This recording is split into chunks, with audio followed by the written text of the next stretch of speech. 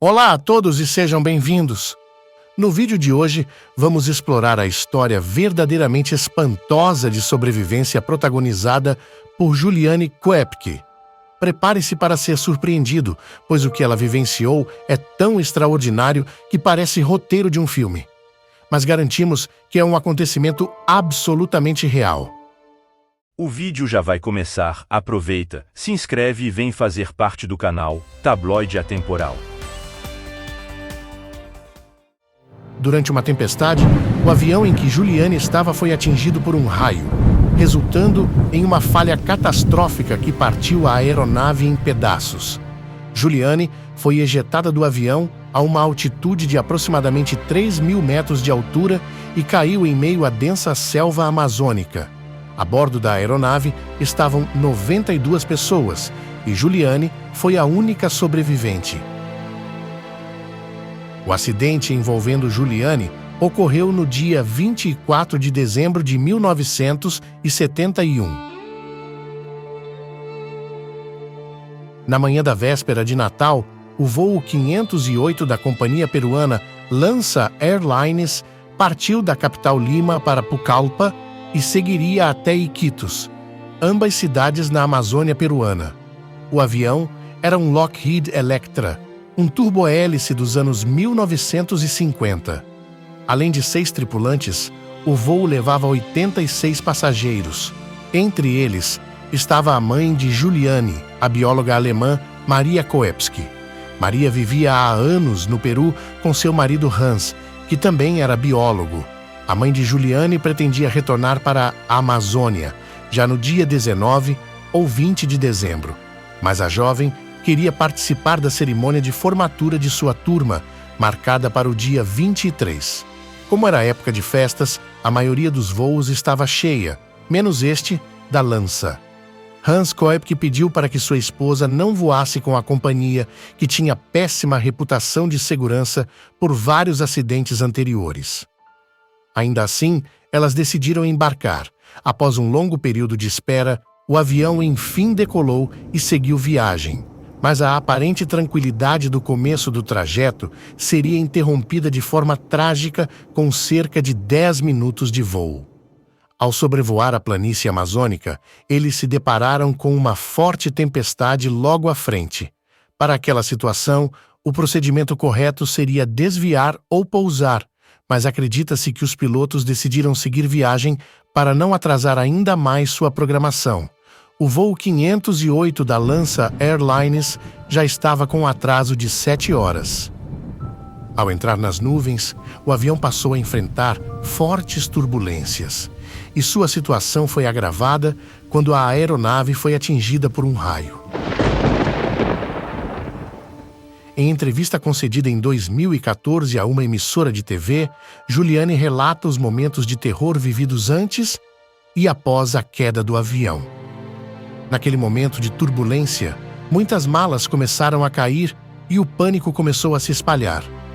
Eu me mantive calma até que olhei pela janela e vi que o motor esquerdo do avião estava em chamas. Nesse momento, já temendo o pior, minha mãe falou em tom calmo: "É o fim, tudo se acabou."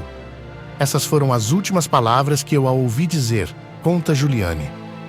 O avião começou a cair de bico. Estava escuro e pessoas gritavam.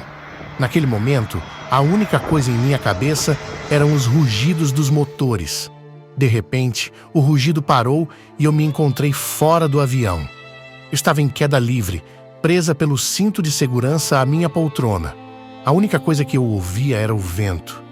Me sentia completamente sozinha. Pude ver o manto da selva se aproximando. Então eu perdi a consciência e não me lembro de nada do momento do impacto. Depois, soube que o avião se partiu em vários pedaços, quando estava a uns 3 quilômetros de altura. Acordei no dia seguinte e olhei para a selva. Meu primeiro pensamento foi: eu sobrevivi a um acidente de avião? Gritei por minha mãe, mas só ouvia os ruídos da selva. Estava completamente sozinha. Havia quebrado a clavícula e tinha alguns cortes profundos nas pernas, mas as feridas não eram sérias.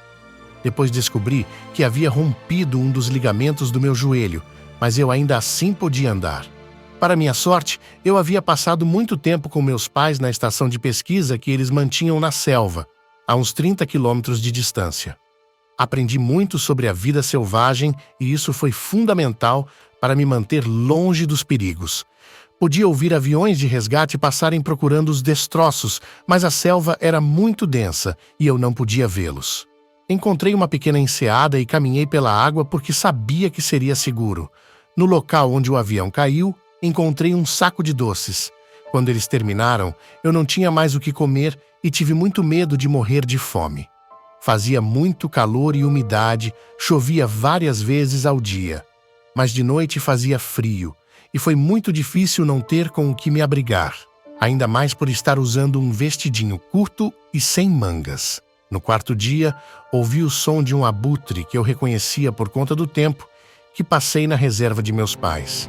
Tive medo porque sabia que eles só pousam quando há muita carniça e sabia que era a dos corpos dos mortos no desastre.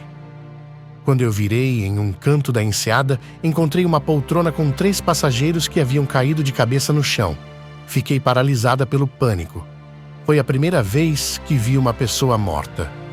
No 10º dia, eu mal podia ficar de pé, por isso me deixei ficar à deriva de um grande rio que encontrei. Me sentia muito sozinha. Era como se estivesse em um universo paralelo, longe de qualquer ser humano. Pensei que estava tendo alucinações quando vi um grande barco. Toquei nele e me dei conta de que era de verdade. Era como se tivessem me aplicado uma injeção de adrenalina. Logo em seguida, vi um pequeno caminho na selva onde encontrei uma cabana com um teto feito de folhas de palmeira. Havia também um motor de barco e 1 litro de gasolina. Eu tinha um ferimento em meu braço direito que estava infectado com vermes de cerca de 1 centímetro cada um. Me lembrei que nosso cão havia tido a mesma infecção e meu pai pôs querosene na ferida. Resolvi então usar a gasolina em minhas feridas. A dor foi intensa, já que os vermes tentaram se aprofundar nos ferimentos. Eu arranquei cerca de 30 vermes e fiquei muito orgulhosa de mim mesma. Decidi passar a noite ali.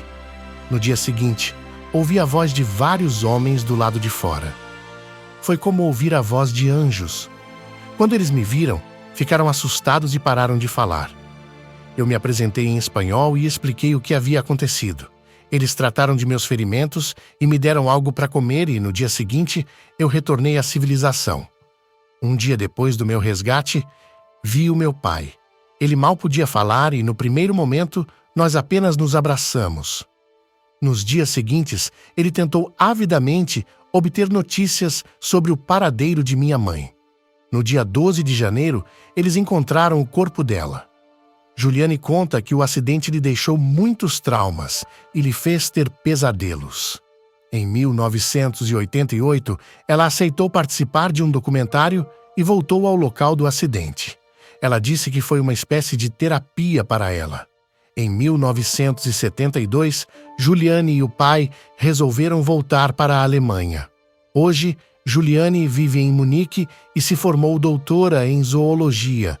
Em 2011, ela lançou sua biografia, falando sobre sua experiência.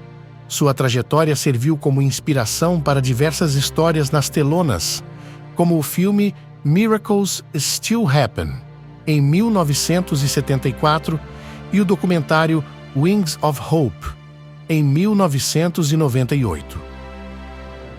Na tentativa de explicar o inexplicável, os especialistas teorizam que o fato da jovem ter sobrevivido a uma queda livre de 3.000 metros, ou seja, 3 quilômetros de altura, pode ser atribuído ao fato da garota ter ficado presa em uma fileira de assentos e ter aterrissado sobre as copas das árvores da floresta.